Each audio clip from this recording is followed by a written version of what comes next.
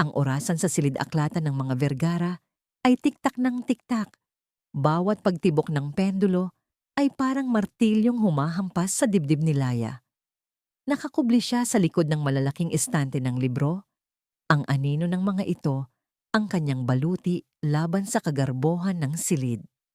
Hawak niya ang isang lumang lapis na kanyang hinasa ng husto at isang pirasong carbon paper na kanyang kinayod mula sa lumat patapong resibo.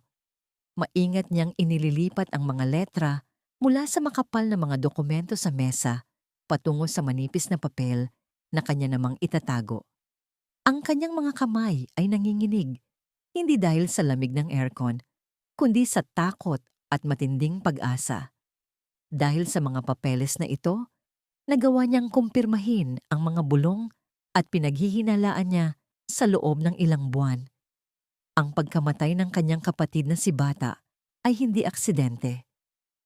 Ito ay isang kasuklam-suklam na pagkakamali o, mas malala pa, isang sinadyang pagpaslang. Si Bata, ang kanyang bunso at pinakamamahal na kapatid, ay pinagbintangan ng pagnanakaw at namatay sa bilangguan sa edad na 16. Iniulat na dahil sa sakit. Ngunit alam ni Laya sa kaibuturan ng kanyang puso na hindi iyon totoo.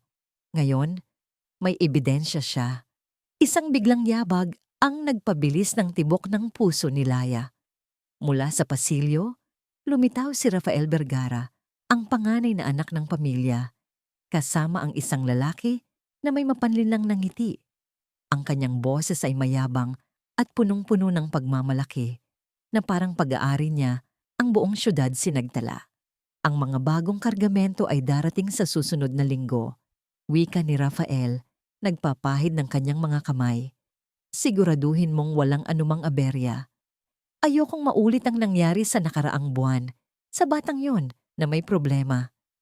Ang lalaki ay tumango. Naintindihan ko, Ginoo. Naayos na ang lahat. Walang problema sa batang yon, naisara na ang kaso.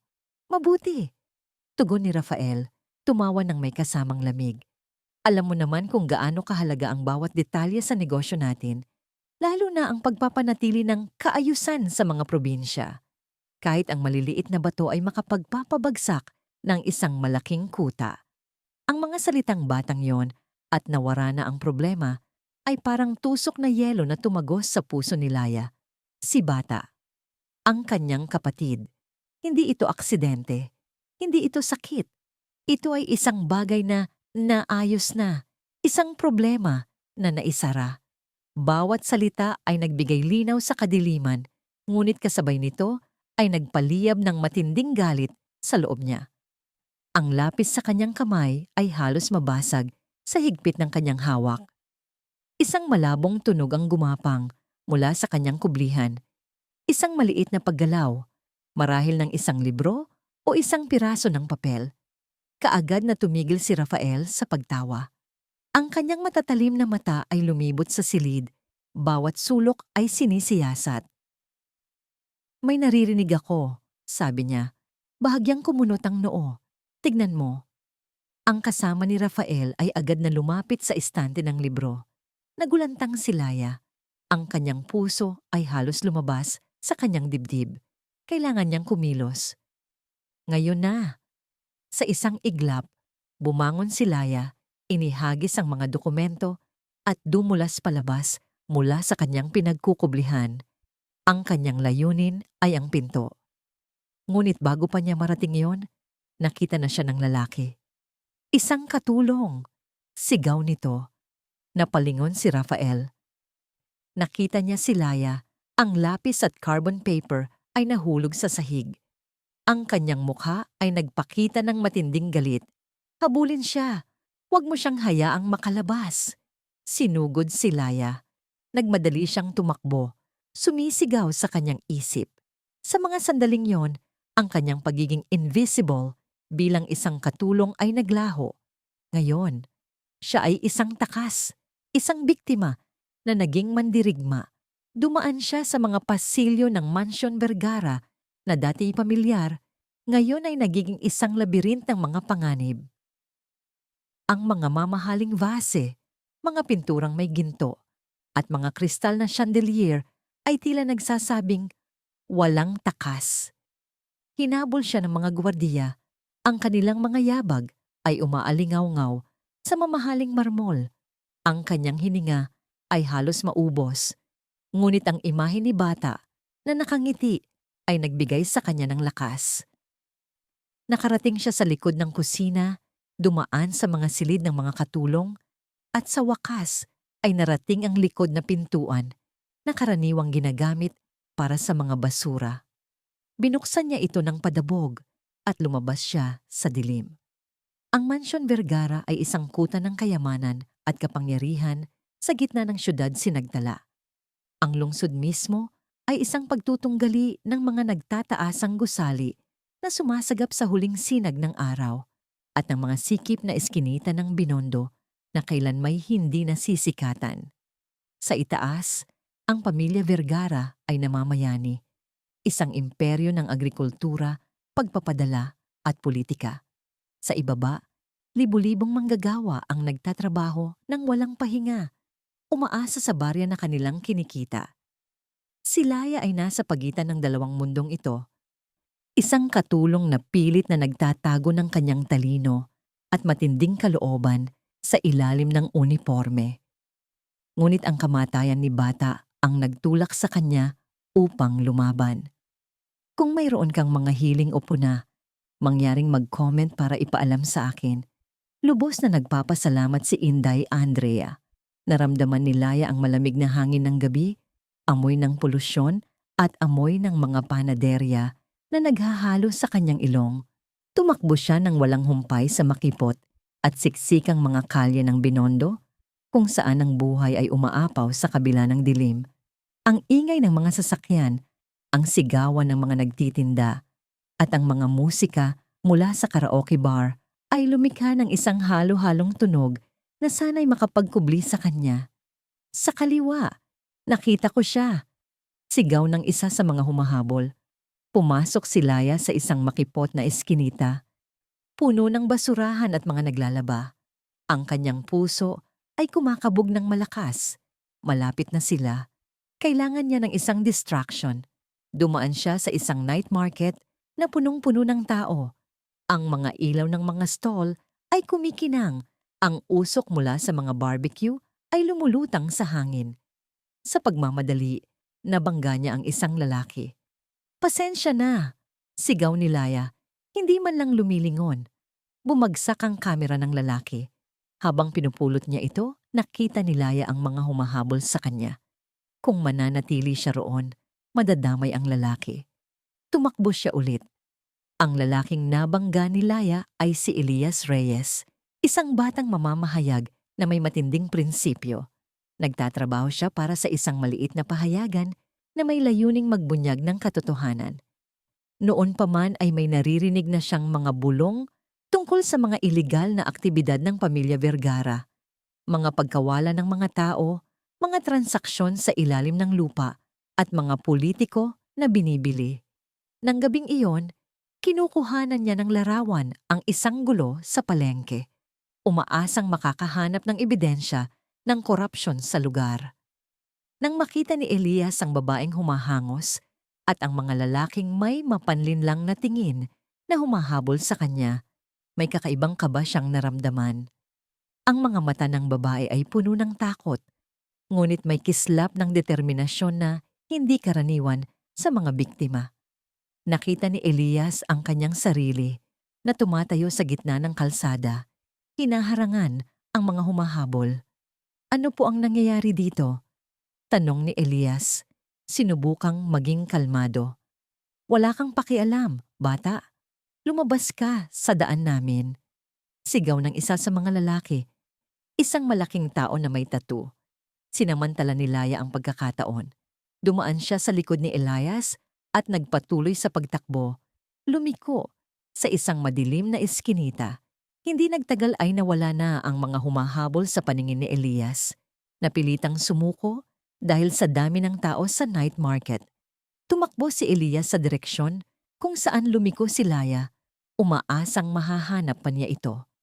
Natagpuan niya si Laya sa isang sulok ng eskinita, humahangos at nakahawak sa kanyang dibdib.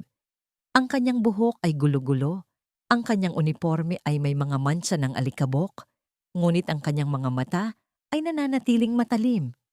"Ayos ka lang ba?" tanong ni Elias, lumapit ng maingat. "Nakita ko ang mga lalaking humahabol sa'yo." Tumingin si Laya kay Elias. Ang kanyang mga mata ay puno ng pag-iingat, pagdududa, at bahagyang takot. Isang estranghero. Isa pang lalaki. Kailangan ba niya siyang pagkakatiwalaan? Sa mundong ito, ang pagtitiwala ay isang karangyaan na hindi niya kayang bayaran. "Wala ka nang pakialam doon." Tugon niya, ang kanyang boses ay nanginginig. "Kailangan ko nang umalis." "Teka," sabi ni Elias, na natili sa kanyang kinatatayuan. "Hindi ito normal. Mga lalaking naghahabol sa isang babae sa gitna ng gabi. At sa tingin ko, ang mga lalaking yon ay may kinalaman sa pamilya Vergara. Tama?" Nanlaki ang mga mata ni Laya. Paano niya nalaman? "Narinig ko ang bulong-bulungan tungkol sa mga Vergara." Patuloy ni Elias na tila nabasa ang kanyang isip.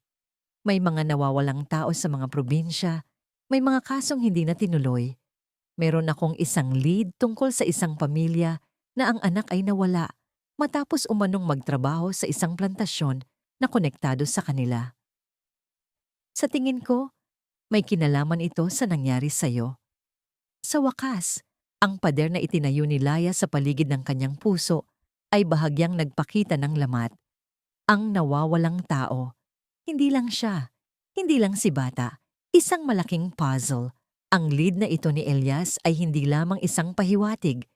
Ito ay isang posibleng koneksyon sa mas malaking larawan na sinisikap niyang buuin. Ngunit ang pagtitiwala sa isang estranghero ay isang panganib. Tinitigan ni Laya si Elias.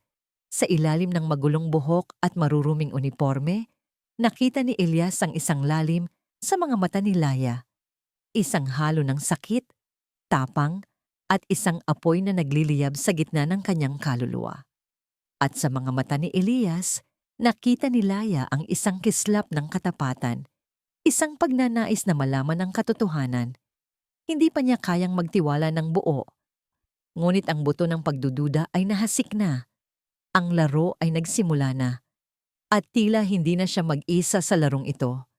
Ang lamig ng gabi sa Binondo ay tila ba humahawak pa rin sa balat ni Laya habang palihim siyang pumasok muli sa likod na pinto ng Mansyon Vergara. Bawat anino sa pasilyo ay tila naging mata. Bawat tahimik na sulok ay tila bibig na handang bumulong ng kanyang pagtataksil. Ang uniforme niya ay lukot at bahagyang may bahid ng alikabok. Ang kanyang buhok ay gulo-gulo. Ngunit higit sa lahat, ang kanyang puso ay nagdadala ng bagong bigat. Ang bigat ng katotohanan at ang nag-aalab na apoy ng paghihiganti. Alam niyang magkakaroon ng mga tanong. Ang kanyang pagkawala ay hindi maaring hindi mapansin.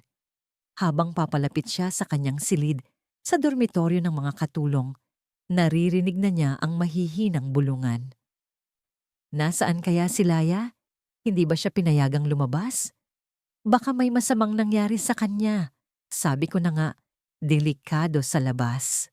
Nang tuluyan siyang makapasok sa kanyang silid, sinalubong siya ni Aling Nena, ang matanda at masungit na mayordoma na tapat sa mga Vergara.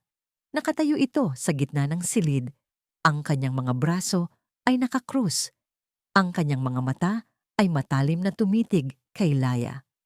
Sa tabi niya ay si Celia, isa sa mga katulong na kilalang mapanira at malapit kay Rafael. "Nasaan ka, Laya?" tanong ni Aling Nena. Ang kanyang boses ay malamig at puno ng pagdududa. "Matagal ka nang wala. Alam mo naman ang mga patakaran sa mansyon. Walang lumalabas nang walang pahintulot. Kung mayroon kang mga hiling o puna, mangyaring mag-comment para ipaalam sa akin." Lubos na nagpapasalamat si Inday Andrea.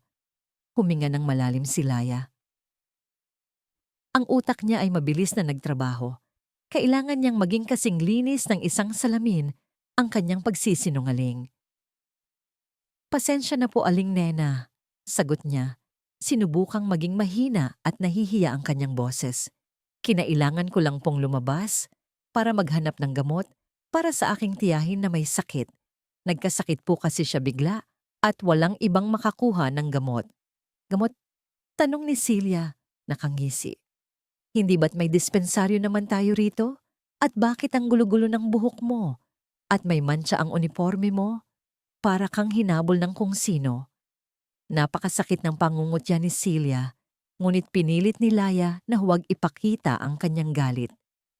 Nagmamadali po kasi ako, Celia, at madilim po sa labas. Nadapa po ako. Hinawakan niya ang kanyang braso, nagkunwari na nasaktan. Nag-aalala po kasi ako sa tiyahin ko. Pasensya na po talaga. Tinitigan pa rin siya ni Aling Nena. Ang kanyang mga mata ay naghahanap ng anumang senyales ng pagmamanipula. Sa huli, huminga ito ng malalim. Sige, ngayon ay magpahinga ka na at linisin mo ang sarili mo. Kung may mangyari pang ganito, alam mo na ang parusa. Walang tiyahin o kamag-anak ang mas mahalaga kaysa sa reputasyon ng pamilya Vergara. Naiintindihan mo ba? Opo, Aling Nena. Maraming salamat po. Sagot ni Laya, yumuko. Umalis si Aling Nena at Celia. Ngunit alam ni Laya na hindi pa tapos ang pagdududa. Alam niya na bawat kilos niya ay babantayan simula ngayon. Ngunit iyon mismo ang kanyang bentaha. Sino ba ang maghihinala sa isang simpleng katulong na nagmamalasakit sa kanyang tiyahin? Kinabukasan, sa kanyang maikling break, nagpasya si Laya na puntahan si Elias. Hindi pa rin siya lubos na nagtitiwala sa binata. Ngunit ang mga impormasyong ibinahagi niya tungkol sa mga nawawalang tao ay nagbigay sa kanya ng pag-asa. Nagkita sila sa isang maliit na kainan sa Binondo, kung saan ang ingay at dami ng tao ay nagsisilbing perpektong kublihan. Salamat sa pagdating, sabi ni Elias, humigop ng kanyang kape. Tinitigan niya si Laya na nakasuot na ngayon ng ordinaryong damit. Ayos ka na ba? May nangyari pa bang masama kagabi? Umiling si Laya. Pinilit kong magkunwari. Sa ngayon ligtas ako, ngunit alam kong pinaghihinalaan na ako. Inilabas niya ang ilang piraso ng papel na kanyang kinopyahan. Narito ang ilan sa mga nakuha ko. Maingat na kinuha ni Elias ang mga papel. Ang mga ito ay puno ng mga nakasulat na numero, mga bahagi ng pangalan, at mga petsa. Ano ang ibig sabihin nito? Tanong ni Elias. Mga numero ng bank account siguro. Paliwanag ni Laya. Ang kanyang boses ay mahina, ngunit malinaw. At ang mga pangalan. Minsan naririnig ko ang mga ito sa mga pag-uusap ni Rafael sa telepono. Mga taong hindi ko kilala, ngunit tila may kaugnayan sa mga transaksyon. At ang lohang na binanggit niya, pakiramdam ko, hindi iyon simpleng produkto. Ikinumpara ni Elias ang mga impormasyon ni Laya sa kanyang sariling mga tala. Ang mga petsa ay tumutugma sa mga ulat ng mga nawawalang tao sa mga probinsya. Ang ilang numero ay bahagyang nag-overlap sa mga transaksyon ng mga kumpanyang kaakibat ng Vergara. Ito ay mahalaga, Laya, sabi ni Elias. Ang kanyang mga mata ay nanliit. Marahil ito ang nawawalang piraso ng aking investigasyon. Ang pamilya Vergara ay may mga plantasyon sa timog. Maraming mahihirap na tao ang kinukuha para magtrabaho doon, ngunit marami sa kanila ang hindi na nakakauwi. Ang mga salita ni Elias ay nagpakumpirma sa pinakamalalim na takot ni Laya. So, hindi lang si bata? Umiling si Elias. Hindi. Marami sila. At sa tingin ko, hindi lang basta labor trafficking ito. May mas malalim na bumabalot. Kailangan natin ng mas maraming ebidensya. Nagsimulang ipaliwanag ni Elias ang kanyang plano. Kakailanganin mo ang mga ito. Inilabas niya mula sa kanyang bag ang maliliit na gadget. Isang lapel microphone na kasing liit ng buttons, isang maliit na kamera na maaaring ikabit sa kwintas, at isang mini audio recorder. Ito ang magiging mata at tenga mo sa loob. Kailangan mong gamitin ang pagiging invisible mo bilang katulong. Maingat na tinuruan ni Elias si Laya kung paano gamitin ang mga gadget. kung paano itago ang mga ito nang walang makakapansin, at kung paano i-activate at i-deactivate ang mga ito sa tamang oras. Bawat tagubilin niya ay malinaw at detalyado na nagpakita ng kanyang dedikasyon at profesionalismo. Delikado ito, Laya. Paalala ni Elias, ang kanyang tingin ay seryoso. Kung mahuli ka, hindi ko alam kung ano ang maaring mangyari. Ang pamilya Vergara ay may malawak na impluensya. Tumingin si Laya sa labas ng bintana sa nagmamadaling mundo ng Binondo. Ang imahe ni bata na nakangiti ay sumilay sa kanyang isip.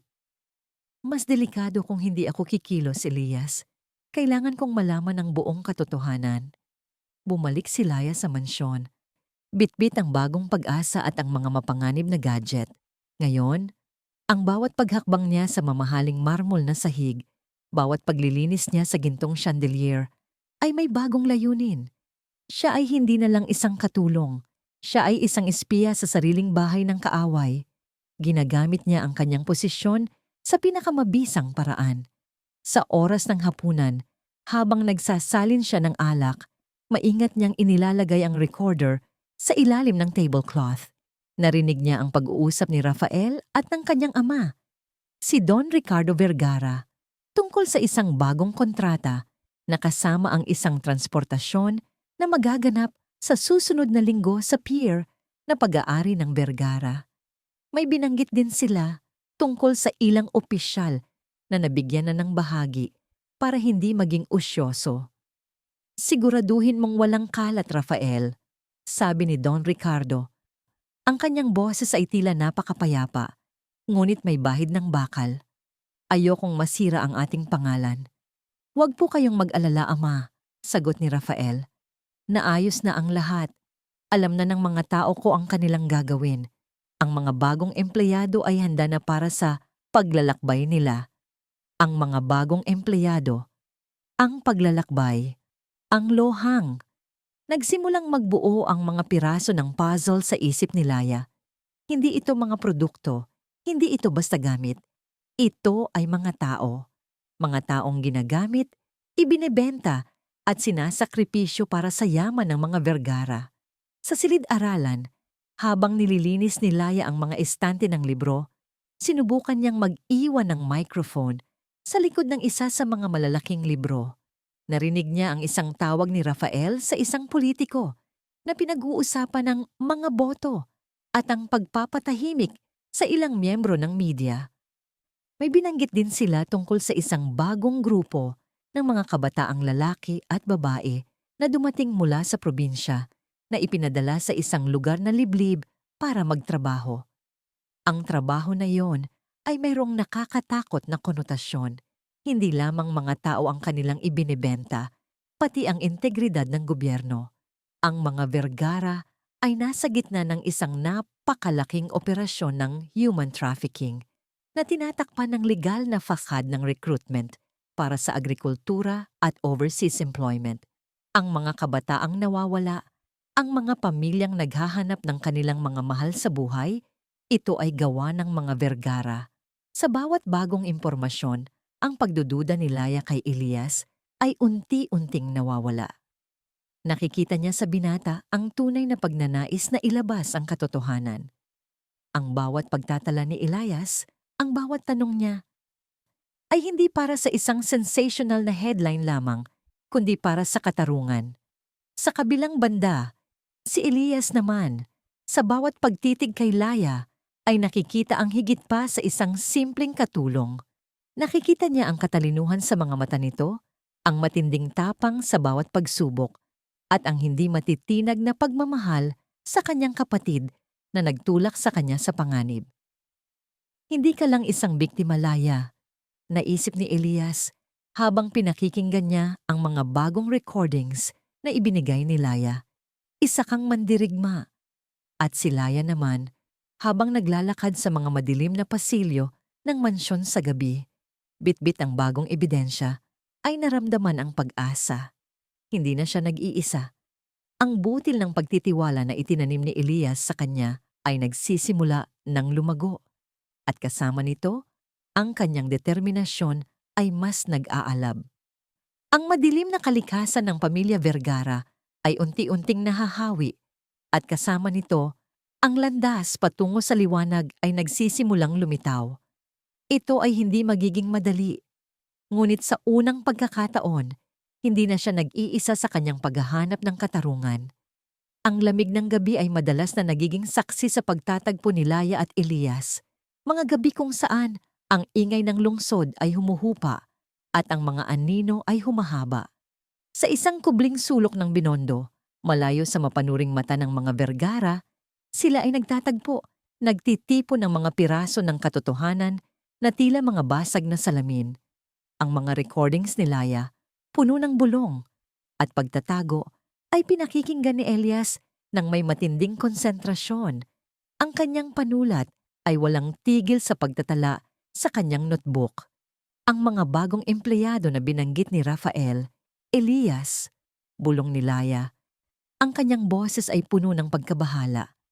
Palagi silang binabanggit na dinala mula sa mga probinsya, mga lugar tulad ng Batangas, Laguna, o kahit malayo pa sa Bicol. Kumunot ang noo ni Elias. Iyan ang tumutugma sa mga ulat ng mga nawawalang tao na narinig ko. Mga magsasaka, mangingisda, mga kabataang nangangarap magtrabaho sa Maynila. Nagiging invisible din sila pagdating dito. Ang kanilang pag-uusap ay naging mas malalim habang pinagsasama nila ang mga impormasyon. Napagpasyahan ni Elias na bumisita sa mga probinsyang nabanggit, umaasang makakahanap ng mga pamilya na handang magsalita. Delikado, ngunit kailangan. Samantala, sa loob ng Mansyon Vergara, hindi tumitigil si Laya sa kanyang paghahanap. Sa bawat paglilinis niya sa silid-aklatan, bawat pag-aayos niya sa mga dokumento sa opisina ni Rafael, ay may layunin siyang nakatago. Isang hapon, habang nag-aayos ng mga lumang libro sa isang nakatagong seksyon ng aklatan, nakakita siya ng isang kakaibang libro. Hindi ito tulad ng ibang mga libro. May lumang balat na gawa sa balat ng hayop at walang pamagat. Dahan-dahan niya itong binuksan. Sa loob, hindi mga salita kundi isang lumang mapa. Ang mapa ay hindi ng syudad sinagtala, kundi ng isang malaking lupain na tila isang hasyenda na may mga palatandaan at mga guhit na hindi niya maintindihan. May mga marka doon, maliliit na krus, bilog, at mga kakaibang simbolismo na tila mga daanan sa ilalim ng lupa. Nanginginig ang kanyang mga kamay habang sinisikap niyang tandaan ang bawat detalye, lalo na ang lokasyon ng Vergara Hacienda sa probinsya ng Quezon. Ito kaya ang lugar kung saan dinadala ang mga bagong empleyado. Ito ay maaaring isang mapa ng kanilang mga operasyon, sabi ni Laya kay Elias sa kanilang susunod na pagtatagpo. Sa tingin ko, ang mga marka ay mga liblib na lugar, marahil mga warehouse o mga piitan. Samantala, si Elias ay bumalik mula sa kanyang paglalakbay sa probinsya. Ang kanyang mukha ay pagod, ngunit puno ng galit. Nakaupo sila sa isang madilim na kainan at ang bawat salita niya ay parang suntok sa hangin. Nakita ko sila, Laya, sabi ni Elias. Ang kanyang boses ay halos pabulong. Mga pamilyang nawalan ng anak, kapatid, asawa. Pinakita nila sa akin ang mga larawan, mga ngiting puno ng pag-asa, bago sila mawala. May isang ina na hindi tumitigil sa pag-iyak, araw-araw. Naguulat sila sa pulisya, pero walang nangyayari, tila may nakabara. Lahat ng trabaho ay sa ilalim ng isang kumpanya na Vergara Ventures. Ano ang nalaman mo? Tanong ni Laya. Ang kanyang puso ay kumakabog. Hindi lang ito basta human trafficking, Laya. Sabi ni Elias, ang kanyang mga mata ay nanliit sa galit. May mga balita ako, mga bulong, mula sa mga dating miyembro ng gang na ngayon ay nagtatago, na ang mga taong ito ay hindi lang basta pinagtatrabaho ng sapilitan.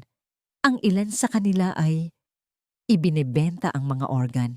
Ang iba ay ginagawang mga alipin sa mga minahan o sa mga planta na hindi nakarehistro. Mga bagay na hindi mo gugustuhin marinig, Laya. Naramdaman ni Laya ang lamig na gumapang sa kanyang likod. Ang imahe ni bata, na napakabata pa, ay sumilay sa kanyang isip. Marahil ang kanyang kapatid ay hindi lang pinatay. Marahil ay ginawa din sa kanya ang isa sa mga kalupitang iyon. Ang galit niya ay umalingaw-ngaw sa kanyang dibdib, na tila isang tigre na nakakulong at gustong lumaya. Ngunit habang lumalalim ang kanilang investigasyon, nagsimulang maramdaman din ni Rafael Vergara ang isang kakaibang pagbabago sa hangin.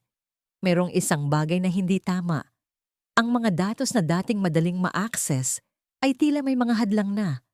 Ang ilang transaksyon ay napansin na ng ilang hindi kilalang individual.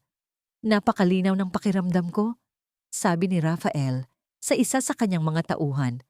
Ang kanyang mga mata ay matalim. May daga sa mansyon. Alamin kung sino.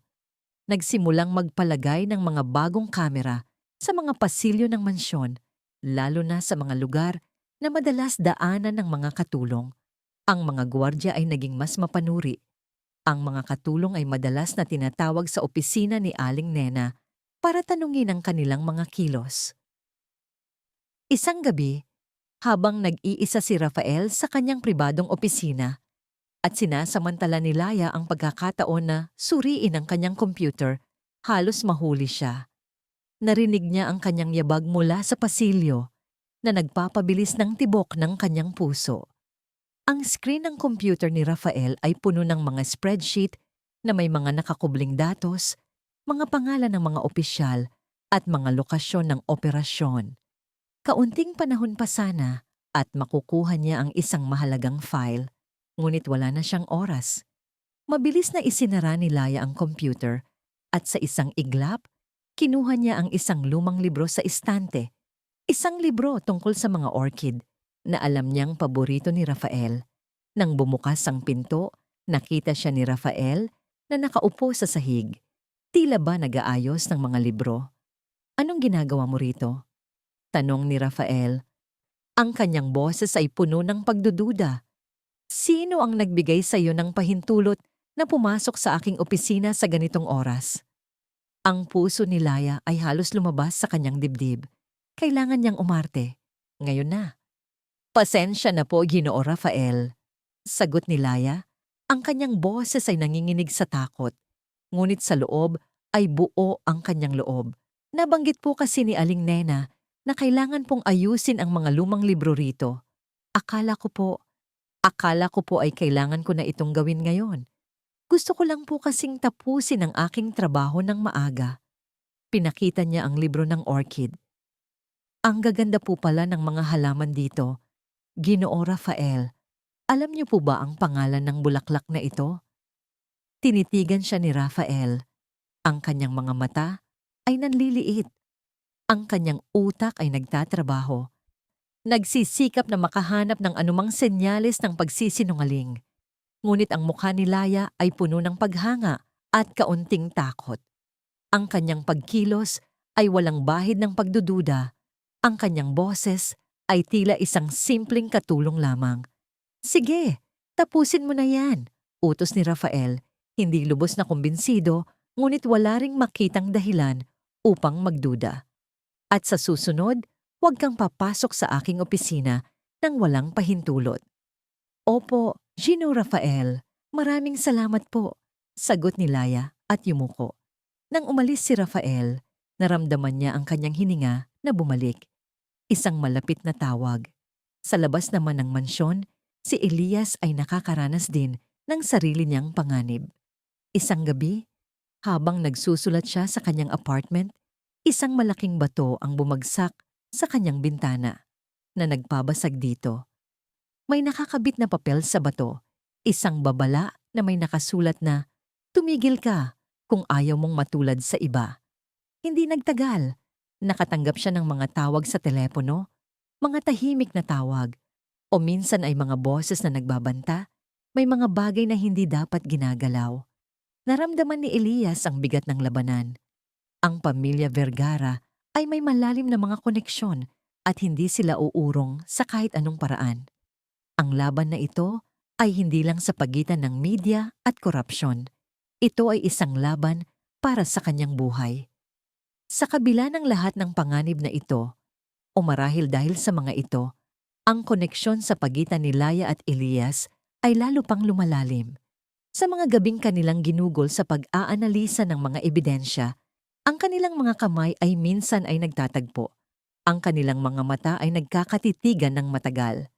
Sa bawat nakakaligtas na sandali, sa bawat takot na kanilang ibinabahagi, mayroong isang hindi nakikitang lubid na nagbubuklod sa kanilang mga puso. Hindi ito ang tipikal na romansa na nababasa sa mga libro. Walang mga bulaklak, walang mga matatamis na salita. Ito ay isang pag-ibig na pinanday sa panganib, sa pagtitiwala, at sa isang ibinahaging layunin.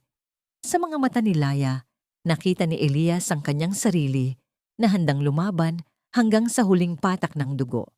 Sa mga mata ni Elias, nakita ni Laya ang isang kanlungan, isang tao na hindi siya huhusgahan, kundi susuportahan. Isang gabi, habang tinatalakay nila ang posibilidad na may kinalaman sa organ trafficking ang Vergara, nanginginig ang kamay ni Laya. Naramdaman ni Elias ang kanyang takot at dahan-dahan niyang hinawakan ang kamay ni Laya. Pinisil ito ng mahina.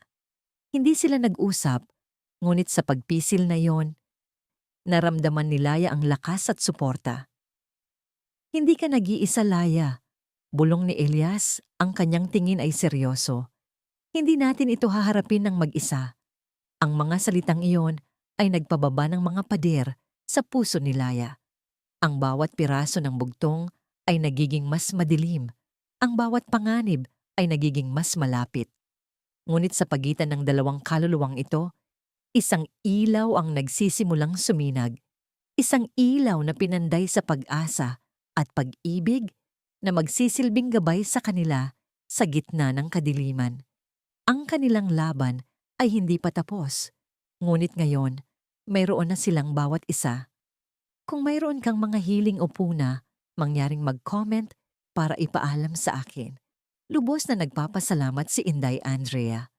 Ang mapa, na ngayon ay nasa mga kamay ni Laya, ay hindi na lamang isang piraso ng papel. Ito ay naging isang susing nakakubli, isang lihim na nagtatago ng mas malalim pang dilim sa ilalim ng Mansyon Vergara. Sa mga sumunod na araw, bawat galaw ni Laya sa mansyon ay puno ng pag-iingat at lihim na pagmamasid.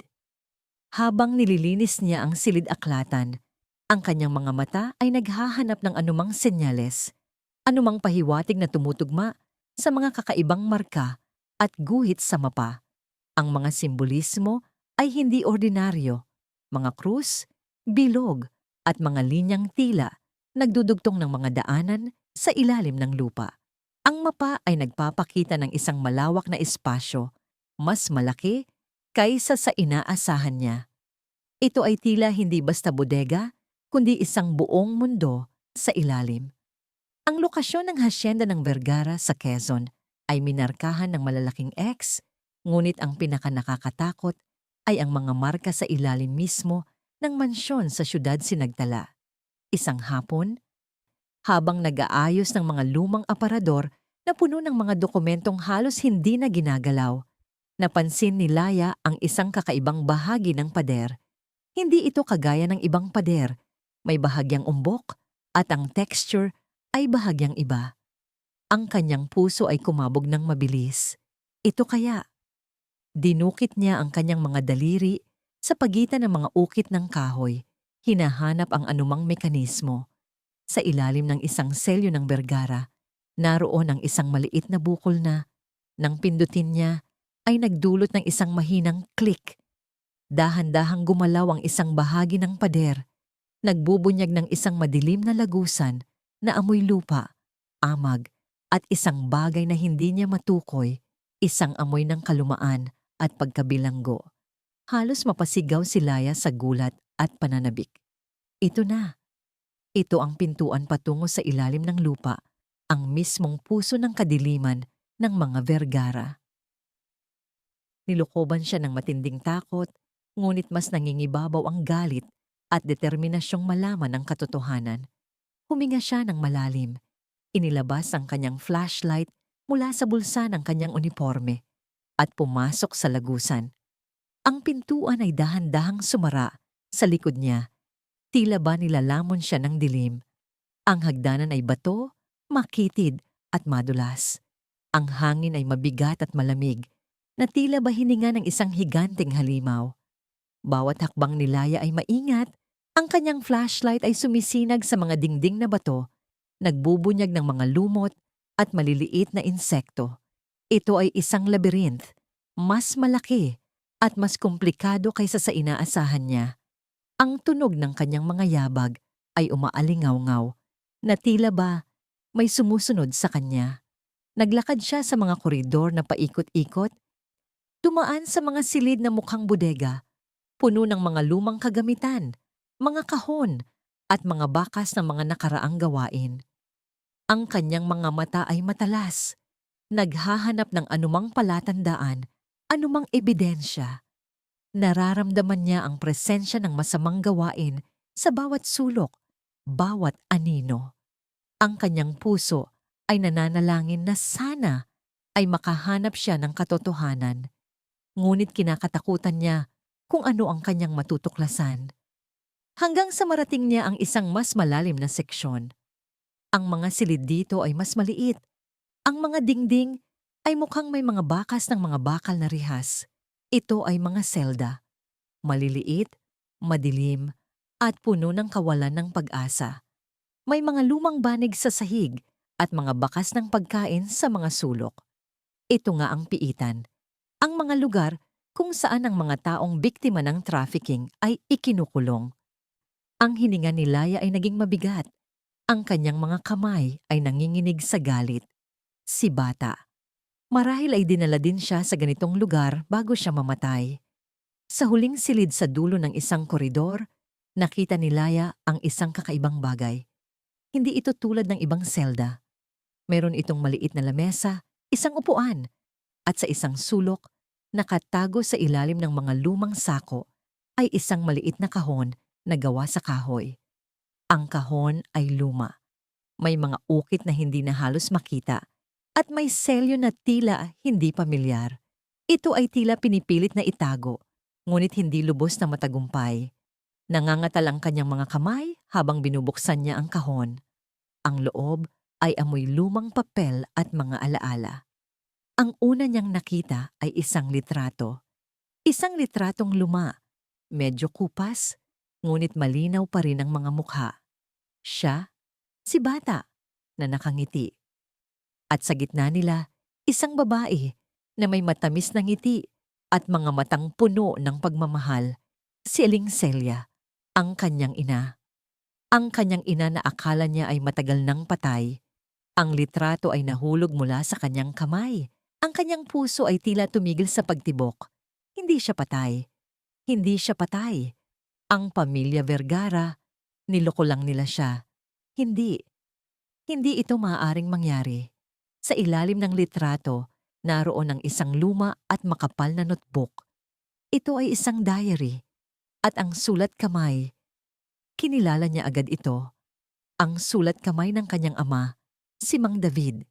Isang arkitekto na tila naglaho ng walang bakas. Iniwan silang magkapatid ng walang paliwanag. Nangangatal ang kanyang mga daliri habang binubuksan niya ang diary. Ang unang mga pahina ay mga karaniwang tala, mga sketch, mga plano sa pagtatayo, mga pangarap. Ngunit habang bumabasa siya, ang mga salita ay nagsimulang maging madilim, puno ng takot at pighati. Marso 12, Petsa, hindi ko na kaya. Pinipilit nila ako. Ginagawa nila akong kasangkapan sa kanilang kasamaan. Sinabi ko na sa kanila, ayoko nang gumawa ng mga istrukturang magiging kulungan, pero si Celia, kung hindi ko susundin, papatayin nila si Celia. Halos mapasigaw si Laya, ang kanyang ina. Kinidnap, ginawang panakot, at ang kanyang ama. Patuloy siyang nagbasa. Bawat salita ay tumutusok sa kanyang kaluluwa. Nagbubunyag ng isang kagimbal-gimbal na katotohanan. Mayo 20, Petsa, ang labyrinth na ito. Sila ang nagpapagawa sa akin, mga silid sa ilalim ng lupa, mga lagusan, mga bodega na may mga nakatagong pintuan. Sabi nila, para sa mga negosyo nila. Alam kong hindi. Nakita ko ang mga tao, Mga bata, ikinukulong nila rito. Ginagamit nila ang aking talento sa arkitektura para sa kasamaan. Si Mang David, ang kanyang ama, ang nagdisenyo ng mga lugar na ito, ang mismong kulungan na kanyang pinasok. Hindi siya nagtaksil. Pinilit siya. Pinilit siyang maging bahagi ng kadiliman na ito. Hulyo 1, Petsa.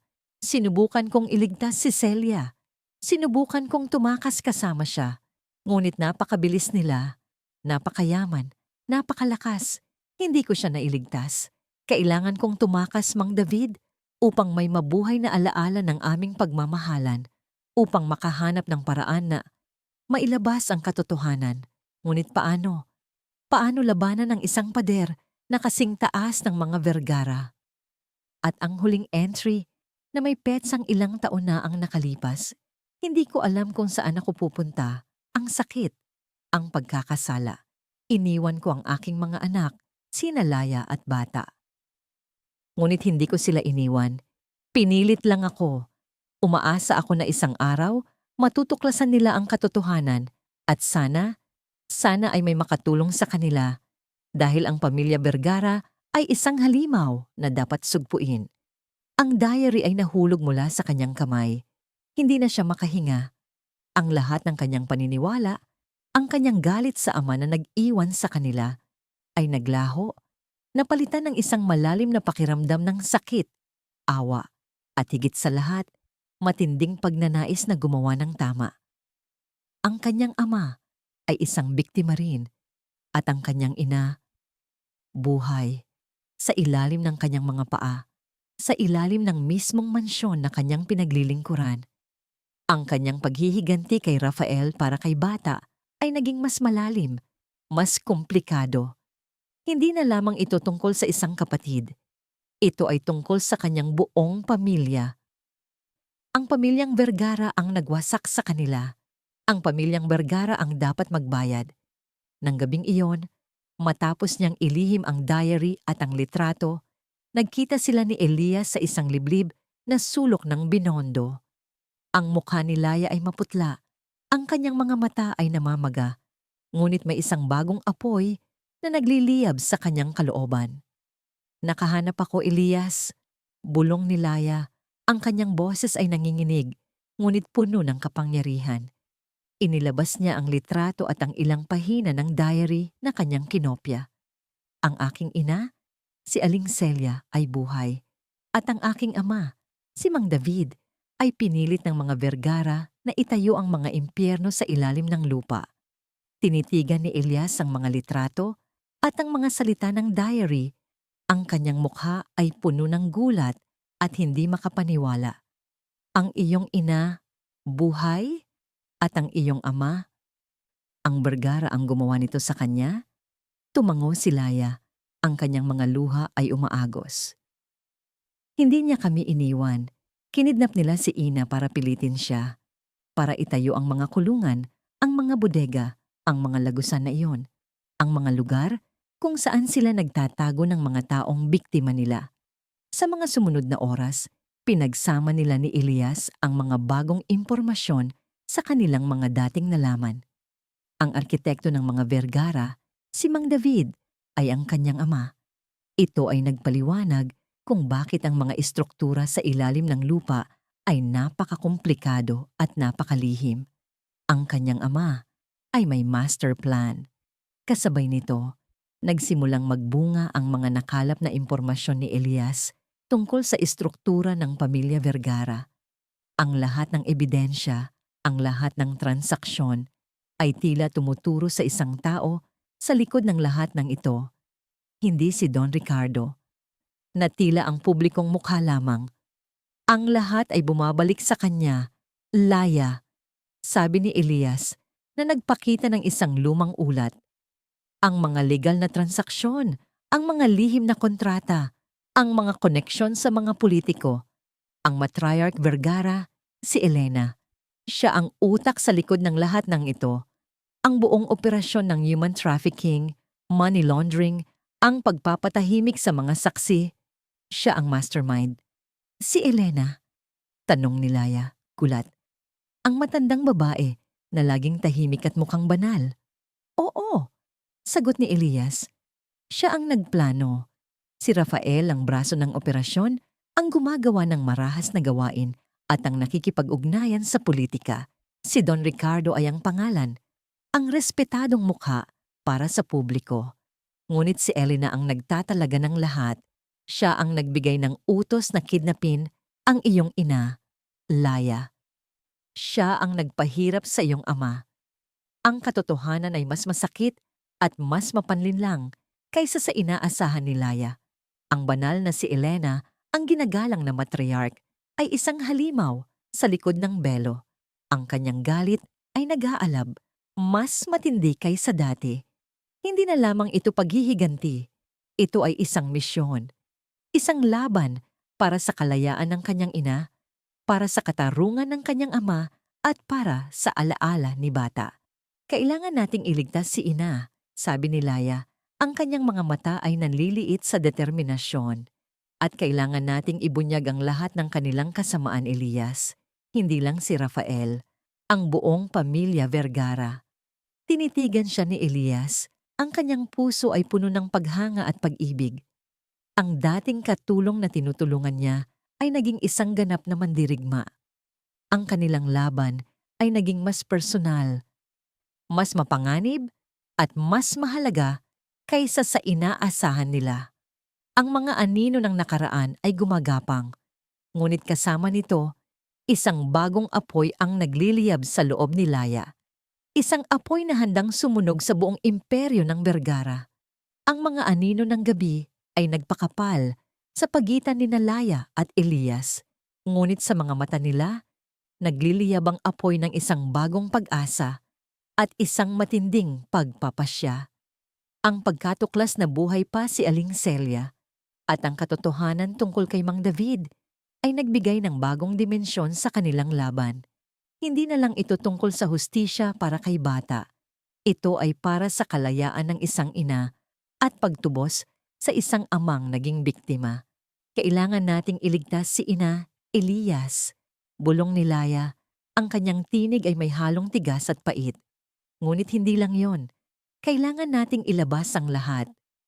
Ang buong impyerno na itinago ng mga Vergara. Tumango si Elias, ang kanyang mukha ay seryoso. Tama ka. Isang still evidence na hindi nila kayang itago o baluktutin. Isang ebidensya na kahit ang pinakamakapangyarihang politiko ay hindi kayang supilin. Sa loob ng maraming gabi, sa gitna ng ingay ng Binondo na kasing gulo ng kanilang mga isip, binuo ni Laya at Elias ang kanilang plano. Ibinuklat ni Laya ang mga pahina ng diary ni Mang David at kasama nito ang mapa na kanyang natagpuan. Ang mga marka at simbolo ay nagkaroon ng bagong kahulugan ngayon na parang mga lihim na mensahe mula sa kanyang ama. Ang mga lagusang ito, paliwanag ni Laya, sinusundan ng mga linya sa mapa gamit ang kanyang daliri. Ito ang dinisenyo ni Papa. Alam ko ang bawat sulok, bawat liblib na pintuan na kanyang inilagay para sa kanilang operasyon.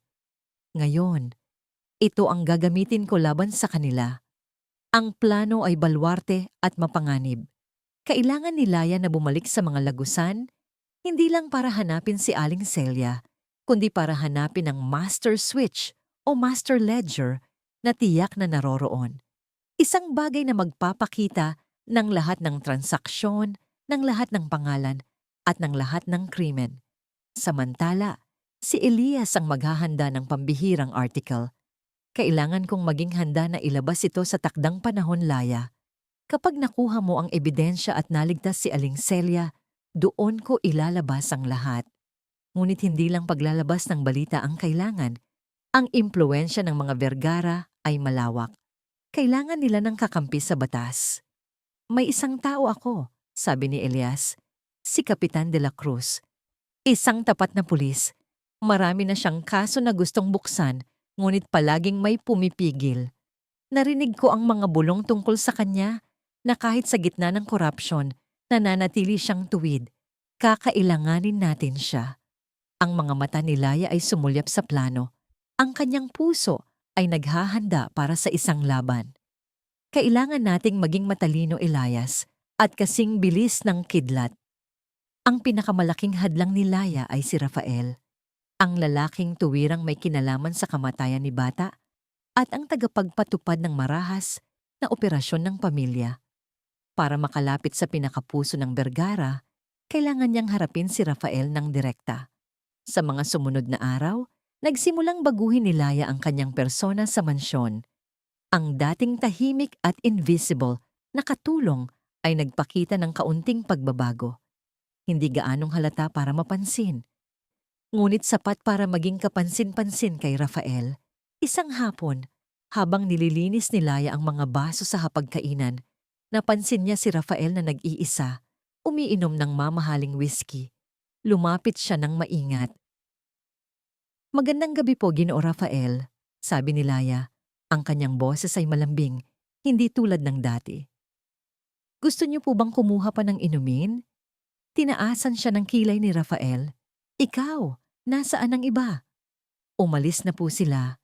Ako po ang huling naiwan para mag-ayos ng lahat," sagot ni Laya, nakangiti ng bahagya. Ang ngiting iyon ay puno ng pagiging inosente, ngunit sa ilalim ay isang matalim na balaraw.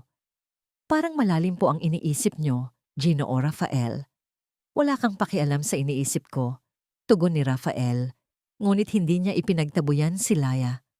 Ang kanyang mga mata ay sumisiyasat sa dalaga, na parang nakakakita ng bago. Si Laya ay maganda, iyon ang totoo, ngunit palagi siyang nilalagay sa invisible category. Ngayon, may iba siyang nakikita. "Pasensya na po," sabi ni Laya, yumuko. "Nag-aalala lang po ako sa inyo, Ginoo Rafael. Parang may bumabagabag sa inyo. Minsan, masarap po maglabas ng saloobin sa isang taong hindi kayo huhusgahan." Nagkunwari si Laya na nag-aayos ng mga upuan, ngunit ang kanyang tenga ay nakatuon kay Rafael. Naramdaman ni Rafael ang isang kakaibang pag-akit, isang simpleng katulong, ngunit may tapang, at ang ganda niya ay hindi maikakaila. "Ang mga tao ngayon," sabi ni Rafael, uminom pa ng whiskey. "Napakadali nilang maging traidor. May mga daga sa paligid. Kailangan kong hanapin kung sino." "Natural lang po yan, Ginoo Rafael," sagot ni Laya, tumingin sa kanya. "Sa dami po ng nakapaligid sa inyo na gustong sumira sa inyo, sino po ba ang mapagkakatiwalaan nyo? Kung ako po ang tatanungin, mas makapagtitiwala po ako sa mga taong nasa ilalim, sa mga nakikita ang lahat, ngunit hindi nakikita ng iba. Kami po, ang mga katulong, kami po ang nakakakita sa lahat." Ang mga salita ni Laya ay tila ba nagpalit ng mood ni Rafael. May punto ang dalaga. Ang mga katulong ay palaging nasa paligid, naririnig ang lahat. "Sabihin mo," sabi ni Rafael. Ang kanyang tingin ay matalim. "May nakita ka bang kakaiba? May narinig ka bang bulungan? May nararamdaman ka bang ibang may ginagawa dito?" Naramdaman ni Laya ang kaba, ngunit pinilit niyang maging kalmado. Ito ang kanyang pagkakataon. "Marami po akong naririnig, Gino Rafael. Ang mga bulungan tungkol sa kung paano kayo minsan ay napakasama. Ngunit sa kabilang banda, napakabait din. At ang mga inggit sa inyo. May naririnig po akong ilang katulong na nagagalit sa inyo dahil sa pagiging strikto nyo. Pero ako po, naiintindihan ko. Mahalaga po ang posisyon nyo." Hindi niya binanggit ang anumang may kinalaman sa investigasyon. Sa halip, idinirekta niya ang atensyon ni Rafael sa mga petty jealousies at complaints ng mga katulong. Ginawa niya ang kanyang sarili na tila isang inner circle na tagapakinig. Isang taong maaaring pagkatiwalaan ni Rafael sa mga maliliit na bagay. Nagkunwari siyang nagtatago ng microphone sa kanyang uniforme na sinadyang ilagay sa isang bulsa na may manipis na tela upang marinig ang kanilang pag-uusap. Sa mga sumunod na araw, nagsimulang maging mas relaxed si Rafael kay Laya. Minamadalas niyang tawagin si Laya para magtanong ng mga bagay na walang kinalaman sa trabaho. O minsan ay pinapapansin ng kanyang presensya. Ito ang ginamit ni Laya. Sa bawat paglapit ni Rafael, bawat pag-uusap nila, ay sinisikap niyang makahanap ng pagkakataon. Isang beses, habang nasa opisina ni Rafael at nakatingin ito sa malayo, mabilis na inilagay ni Laya ang isang maliit na USB drive sa computer nito. Kinopya ang ilang files at inilabas ito nang hindi napapansin. Sa ibang pagkakataon, habang nag-aayos ng cabinet ni Rafael, nakakita siya ng isang lumang telepono. Kinuha niya ito at mabilis na kinopya ang mga contact at message logs, umaasang makahanap ng karagdagang ebidensya, ngunit hindi lahat ay naging madali. Ang mga mata ni Elena, ang matriarch, ay parang radar. Naramdaman din ni Elena ang pagbabago sa mansyon. "Rafael," sabi ni Elena isang hapon, "masyado kang nagiging maluwag. May nararamdaman akong hindi maganda." At ang babaeng katulong na yon, si Laya, masyado siyang nagiging kapansin-pansin. Bantayan mo siya. Dahil sa babala ng kanyang ina, nagsimulang maging mas mapanuri si Rafael. Isang araw, habang nasa gitna ng paghahanap ni Laya ng mga dokumento sa silid-aklatan, bigla siyang dumating. Hindi niya inaasahan si Rafael. "Ano ang ginagawa mo?" tanong ni Rafael. Ang kanyang tinig ay malamig. Mabilis na ibinaba ni Laya ang hawak niyang libro. "Nag-aayos lang po, Hinoo Rafael. Ang dami po kasing nagkalat na libro rito." Ngunit nakita ni Rafael ang isang piraso ng papel na nakalagay sa kanyang kamay. Isang papel na may mga nakasulat na pangalan at numero. Mga pangalan ng mga shipping companies na kaakibat ng Vergara. "Hindi iyon karaniwang dokumento. Ibigay mo sa akin yan," utos ni Rafael. Umabot ang kanyang kamay. Naramdaman ni Laya ang kanyang puso na kumabog ng mabilis.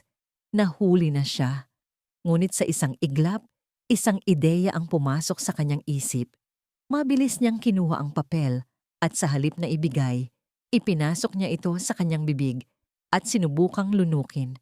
Nagulat si Rafael. "Anong ginagawa mo? Baliw ka ba?" Biglang humawak si Laya sa kanyang leeg. Nagkunwaring nahihirapan at napaupo sa sahig, humihingal.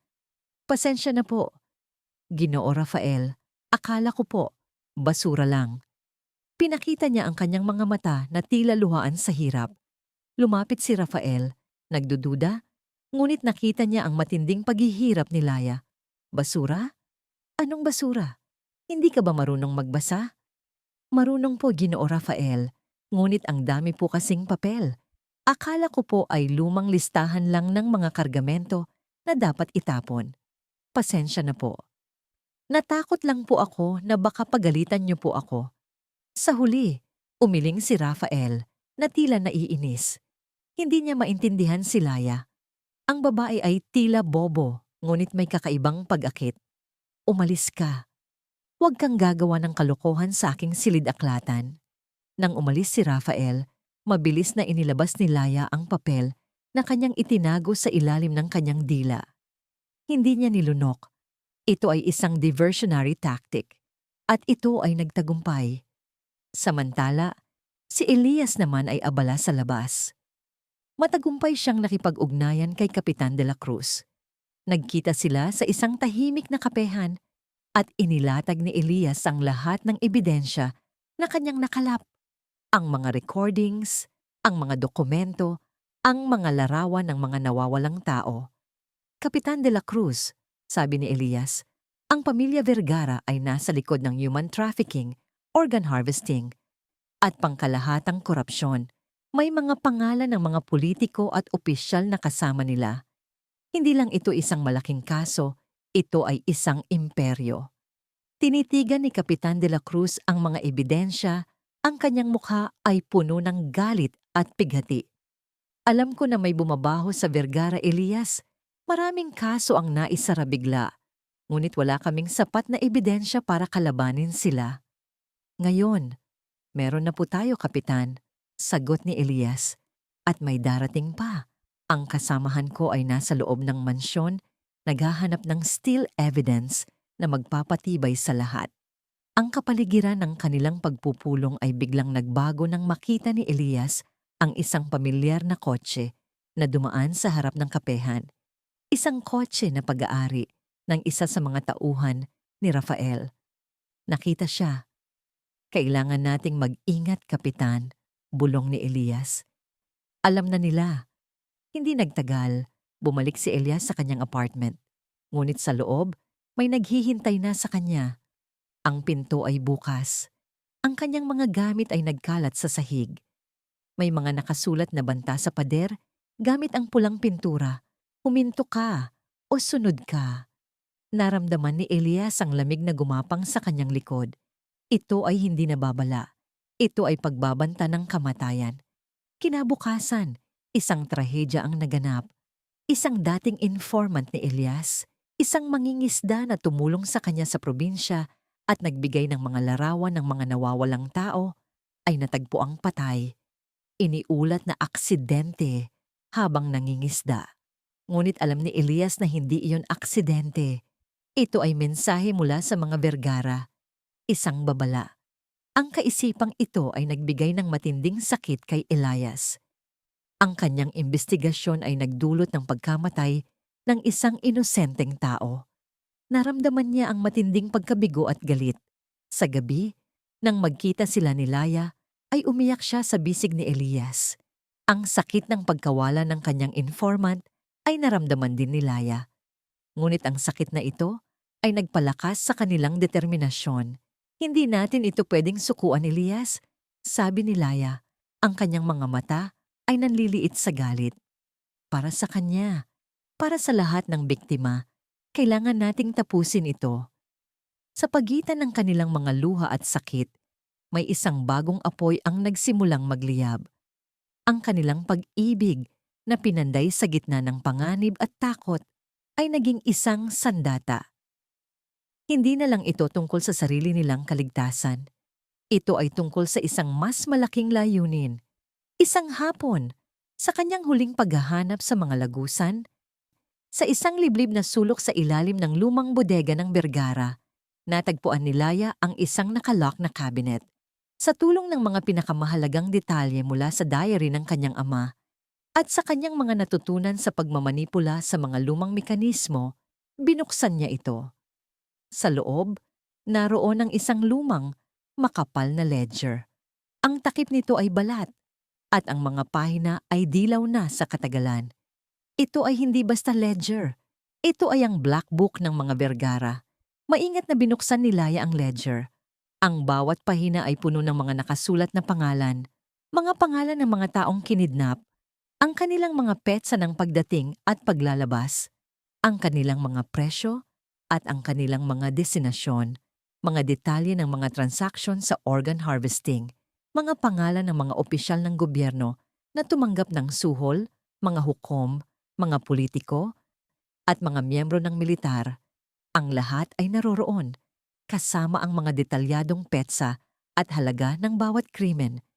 At sa dulo ng ledger, may isang nakatagong USB drive na may nakasulat na mga patotoo.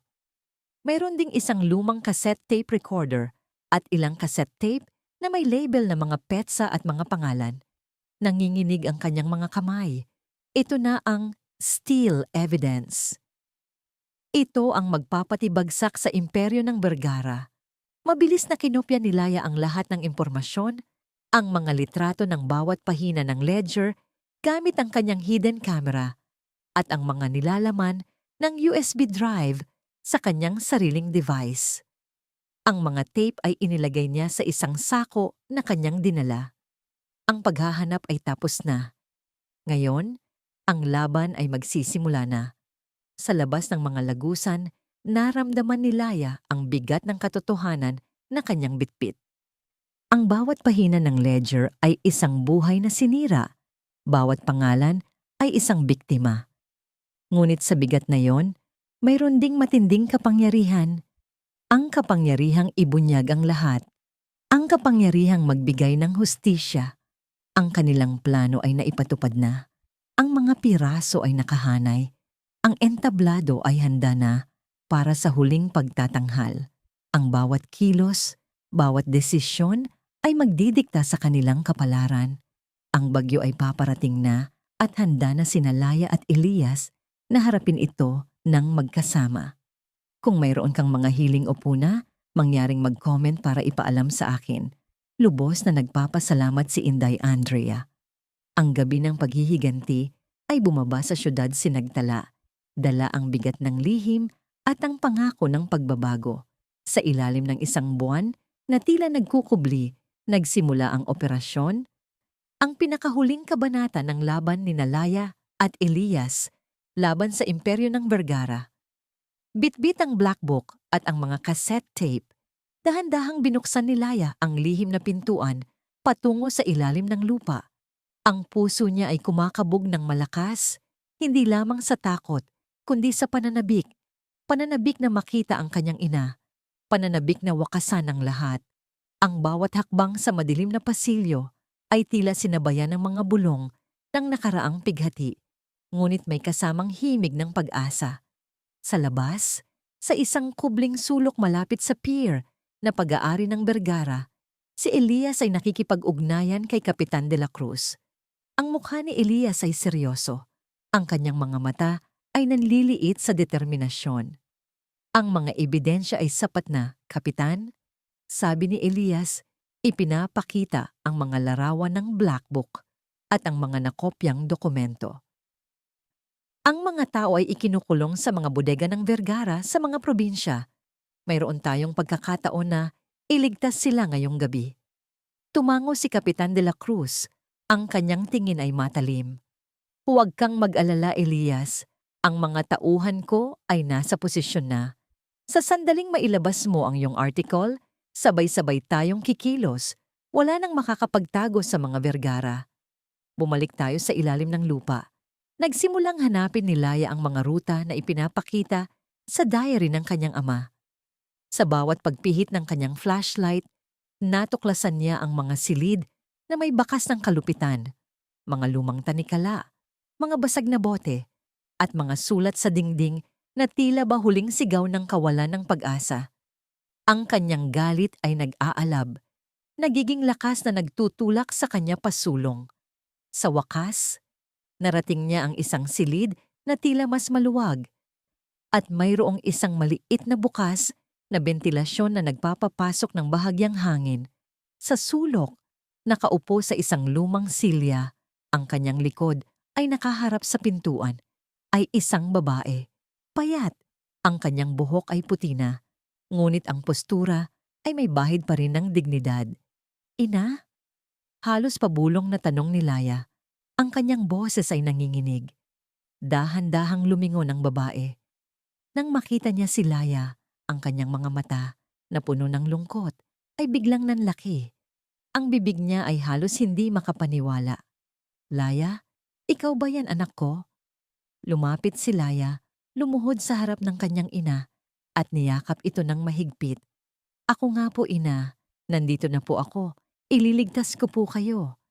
Niyakap ni Aling Celia si Laya ng mahigpit. Ang kanyang mga kamay ay nanginginig. Ang laki mo na, anak. Ang ganda mo na. Ngunit ang sandali ng kanilang paghaharap ay kinailangan nilang putulin. Paano ka nakarating dito? Delikado ka. Ang mga Vergara, halimaw sila. Alam ko po, ina, ngunit kailangan na po nating umalis, sabi ni Laya, tinutulungan ang kanyang ina na tumayo. Mahina na si Aling Celia, ngunit ang pagmamahal sa kanyang anak ay nagbigay sa kanya ng lakas. Ngunit ang kanilang pagtakas ay hindi naging madali. Mula sa mga anino ng koridor, lumabas si Rafael Vergara. Ang kanyang mukha ay puno ng matinding galit. Ang kanyang mga mata ay nanliliit, tulad ng isang predator na nakakita ng kanyang biktima. Kaya pala may daga sa mansyon, isang simpleng katulong at ang matandang babaeng ito. Rafael! Sigaw ni Laya. Ang kanyang puso ay kumabog ng mabilis. Nahuli sila. Kasama ni Rafael ang dalawang armadong tauhan. Huwag kang magkakamali, Laya. Walang makakalabas dito ng buhay. Ngunit hindi na ang Laya na dating natatakot ang nasa harapan ni Rafael. Ang mga tao ng pang-aapi, ang sakit ng pagkawala ni bata, ang katotohanan tungkol sa kanyang mga magulang, lahat ng ito ay nagpaliyab ng apoy sa kanyang kalooban. Tapos na ang laro mo, Rafael. Sabi ni Laya, Ang kanyang boses ay matatag. Ang lahat ng kasamaan niyo ay lalabas. Ang lahat ng biktima niyo ay mabibigyan ng hustisya. Hangal, hiyaw ni Rafael at sumenyas sa kanyang mga tauhan. Dakpin sila. Habang sinusugod siya ng mga tauhan, mabilis na hinila ni Laya ang kanyang ina. Ginagamit ang kanyang kaalaman sa mga lagusan. Dito po ina, ang mga lagusang dinisenyo ni Papa. Nagsimula ang isang matinding habulan sa loob ng madilim at komplikadong lagusan. Ang mga yabag ni na Rafael at ng kanyang mga tauhan ay umaalingaw-ngaw sa mga dingding, habang si Laya ay nagmamadaling dumaan sa mga liku-liko, mga patibong, at mga lihim na pintuan na itinuro ng diary ng kanyang ama. Sa bawat liko, ginagamit niya ang kaalaman niya sa mga mekanismo at estruktura. May isang lumang lever na kanyang hinila at biglang bumaba ang isang bakal na rehas, humaharang sa daan ng mga humahabol. Hindi ka makakatakas, Laya. Sigaw ni Rafael, ang kanyang boses ay puno ng galit. Samantala, sa labas, inilabas na ni Elias ang kanyang article. Ang headline ay malaki at nakakagulat. Imperyo ng Kadiliman, ang mga sekreto ng Pamilya Vergara, binunyag. Kasama ang mga larawan ng Black Book, mga testimonya, at ang mga nakasulat na pangalan ng mga opisyal na kasabwat. Ikinonekta niya ang kamatayan ni Bata sa operasyon ng human trafficking at ang pagkawala ni Aling Celia at Mang David sa pagtatayo ng mga lihim na pasilidad. Isang iglap, bumagsak ang buong Pilipinas sa pagkabigla. Ang internet ay nilamon ng balita. Ang mga social media ay nag-viral sa mga hashtag na Justice for Vergara Victims at Vergara Exposed. Ang publiko ay nagalit. Kasabay nito, sumugod ang mga pulis sa ilalim ng pamumuno ni Kapitan De La Cruz sa iba't ibang pasilidad ng Vergara, mga bodega sa Quezon, mga plantasyon sa Batangas, at isang lihim na pantalan sa Bicol. May mga biktima ng human trafficking na nailigtas. Ang kanilang mga mata ay puno ng pagkabigla at pag-asa. Ang mga sirena ng pulis ay nagsimulang marinig sa labas ng Mansion Vergara. Sumugod si Kapitan De La Cruz at ang kanyang mga tauhan sa pangunahing gate. Binubuksan ito ng puwersahan. I-raid ang mansyon! Hanapin si Rafael Vergara at ang kanyang ina. Sa loob ng mansyon, sa gitna ng malawak na foyer, nag-iisang tumayo si Rafael. Ang kanyang mukha ay puno ng matinding galit. Ang kanyang mga mata ay nanliliit nang makita niya si Laya at ang kanyang ina na lumabas mula sa isang lihim na pintuan sa likod ng malaking painting. Rafael, tapos na ang lahat, sabi ni Laya. Ang kanyang boses ay matatag. Ang iyong imperyo ay bumagsak. Huwag kang magkakamali, sigaw ni Rafael. Kinuha ang isang baril mula sa kanyang bulsa. Kahit bumagsak ang lahat, ikaw at ang matandang babaeng ito ang magbabayad. Sa isang iglap, nagpaputok si Rafael, ngunit mabilis na hinila ni Laya ang kanyang ina at sumandal sila sa isang haligi. Ang bala ay tumama sa pader at nagdulot ng malaking butas. Rafael, hihinto ka! Isang malakas na boses ang narinig mula sa likuran. Si Kapitan De La Cruz, kasama ang kanyang mga pulis, ay sumugod sa foyer. Lumingon si Rafael, ang kanyang mukha ay puno ng desperasyon. Nagpaputok siya sa mga pulis. Nagsimula ang isang matinding labanan sa loob ng mansyon. Ang mga putok ng baril ay umalingaw-ngaw. Ang mga kristal na chandelier ay nayanig. At ang mga mamahaling vase ay nabasag. Hindi na nag-aksaya ng oras si Laya. Habang abala si Rafael sa pakikipaglaban sa mga pulis, ginamit niya ang kanyang kaalaman sa mga lihim na estruktura ng mansyon. Tumakbo siya patungo sa isang malaking orasan sa dingding na alam niyang may mekanismong itinayo ng kanyang ama. Dahan-dahan niyang inikot ang isa sa mga kamay ng orasan. Isang malaking click ang narinig. Biglang bumukas ang isang bahagi ng sahig sa ilalim ni Rafael. Isang lihim na trapdoor. Nagulat si Rafael. Nahulog siya sa butas, sumisigaw. Ang kanyang baril ay nahulog mula sa kanyang kamay. Rafael, hiyaw ng kanyang ina, si Elena Vergara, na sumugod mula sa kanyang silid. Ang kanyang mukha ay puno ng takot. Kasama niya si Don Ricardo, na nakatayo ng tulala, hindi makapaniwala sa nangyayari. Hindi nagtagal. Dinakip si Rafael sa ilalim ng lupa at iniakyat pabalik. Ang kanyang mukha ay puno ng matinding galit at kahihiyan. Si Elena Vergara, ang utak sa likod ng lahat, ay dinakip din. Si Don Ricardo ay hindi na nakakilos, tila ba naglaho ang kanyang buong mundo. Rafael Vergara, Elena Vergara, kayo po ay arestado sa kasong human trafficking, pagpatay at korupsyon. Sabi ni Kapitan de la Cruz, inilagay ang posas sa kanilang mga kamay. Ang mga mata ni Laya ay nanliit habang tinititigan niya si Rafael na nakatali. Hindi na ito ang Rafael na mayabang at may kapangyarihan. Ito ay isang lalaking nabasag na ang imperyo ay gumuho sa isang gabi. Para kay bata, bulong ni Laya, ang kanyang boses ay puno ng pighati, ngunit may kasamang tagumpay. At para sa lahat ng biktima niyo. Sa likuran niya, si Aling Celia ay yakap-yakap pa rin siya. Ang kanyang mga luha ay umaagos. Salamat anak. Salamat. Ang Mansion Vergara, na dating simbolo ng kapangyarihan at kayamanan, ay ngayon ay isang lugar ng kaguluhan at pagbagsak. Ang lahat ay nakakita sa katotohanan. Ang mga mamamayan ng syudad Sinagtala ay nagising sa bangungot. Ang bagyo ay sumapit na at sa gitna ng kaguluhan, isang liwanag ang nagsimulang suminag. Ang liwanag ng katarungan na pinanday ng tapang ng isang simpleng katulong at ng dedikasyon ng isang batang mamamahayag. Ang kanilang laban ay hindi pa tapos, ngunit ang pinakamalaking hadlang ay nalampasan na. Si Laya, ang dating invisible na katulong, ay ngayon ay isang bayani.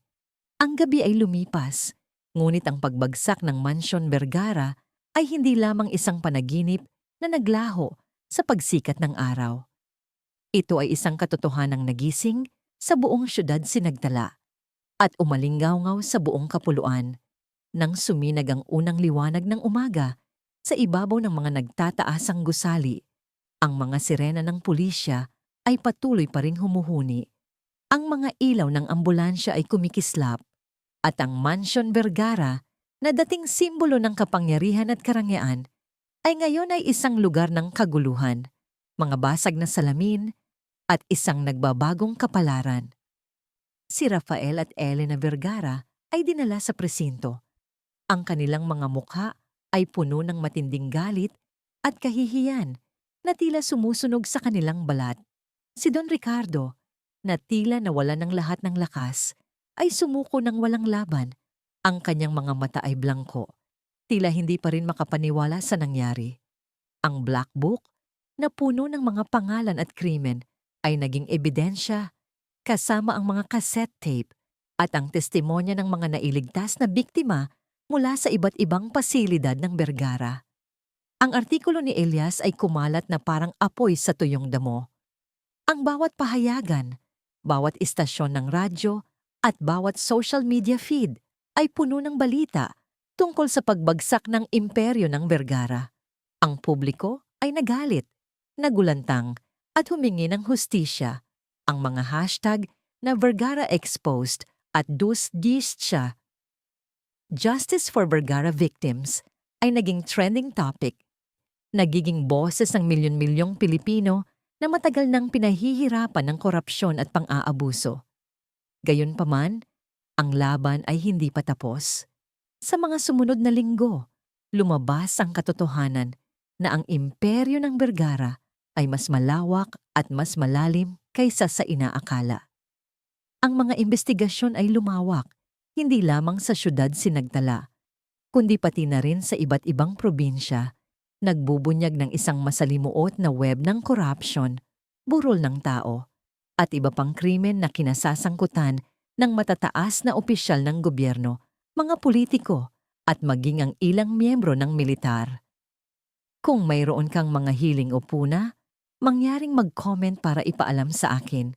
Lubos na nagpapasalamat si Inday Andrea. Hindi lahat ay madali, Laya, sabi ni Elias habang sinasala nila ang mga bagong impormasyon sa kanilang pansamantalang opisina.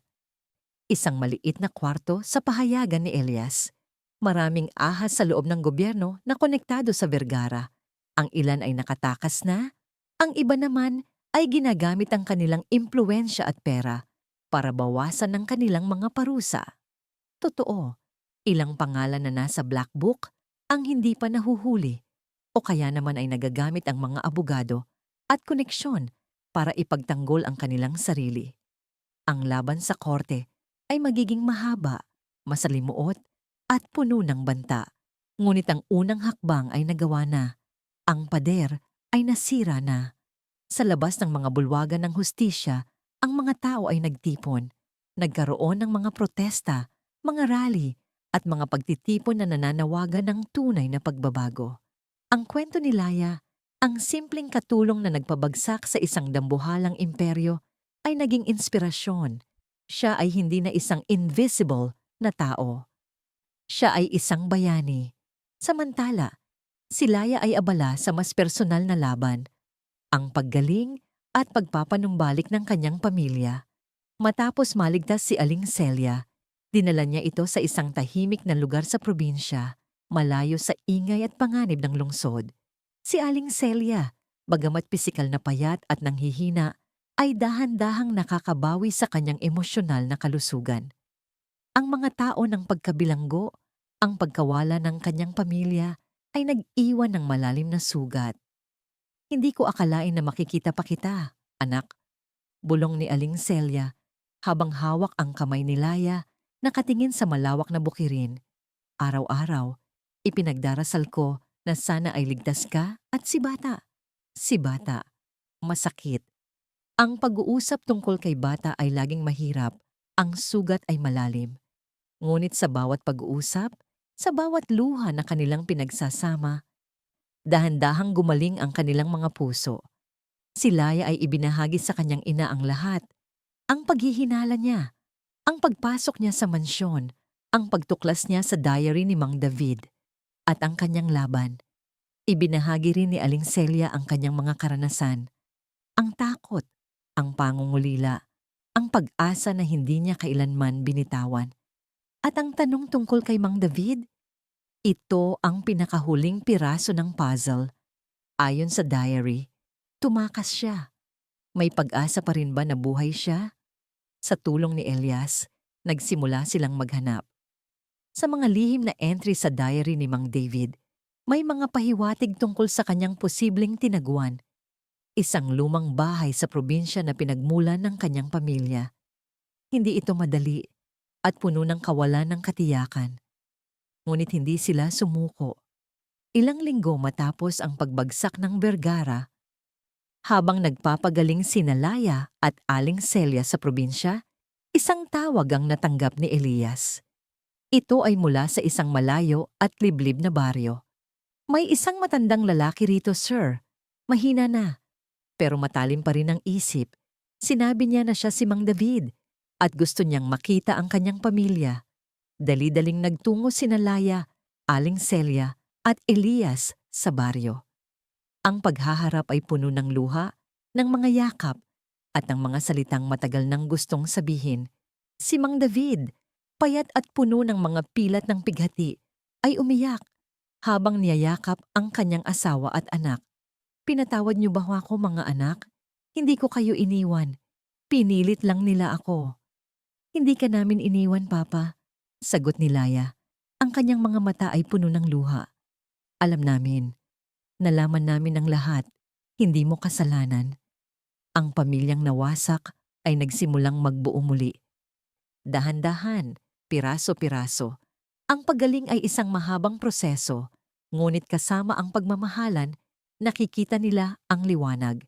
Sa gitna ng lahat ng ito, ang pagmamahalan ni Laya at Elias ay lalong lumalim. Ang kanilang relasyon ay hindi pinanday sa karaniwang mga sandali, kundi sa apoy ng panganib, sa pagtitiwala sa gitna ng kawalan ng katiyakan, at sa ibinahaging layunin. Si Elias ay hindi lamang isang mamamahayag. Siya ay naging kasangga, kanlungan, at pag-asa ni Laya. Si Laya naman ay hindi lamang isang biktima na naging mandirigma. Siya ay naging muse, inspirasyon, at ang kanyang taga-suporta. Ano ang gagawin natin ngayon, Elias? Tanong ni Laya, isang gabi, habang nakaupo sila sa tabi ng dagat, nakatanaw sa mga bituin. Hinawakan ni Elias ang kamay ni Laya. Ang laban ay hindi pa tapos, Laya. Maraming Bergara pa rin ang gumagala at marami pang may kapangyarihan ang kailangan nating ibunyag. Ngunit ngayon, mayroon na tayong lakas, mayroon na tayong boses. Nagtatag sila ng isang organisasyon, Sang Tubuk Sao, liwanag mula sa kalaliman, isang foundation na nagbibigay ng suporta sa mga biktima ng human trafficking at nagtatrabaho upang ilabas ang katotohanan. Si Elias ay patuloy na naging isang investigative journalist, ngunit ngayon ay may mas malalim na layunin at mas malawak na network. Si Laya, na ngayon ay may sariling boses at kapangyarihan, ay naging aktivista, isang boses para sa mga walang boses, isang simbolo ng pag-asa para sa mga inaapi. Hindi ito isang pagtatapos na perpekto. Ang corruption ay isang sakit na malalim ang ugat, at ang laban-laban dito ay tila walang katapusan.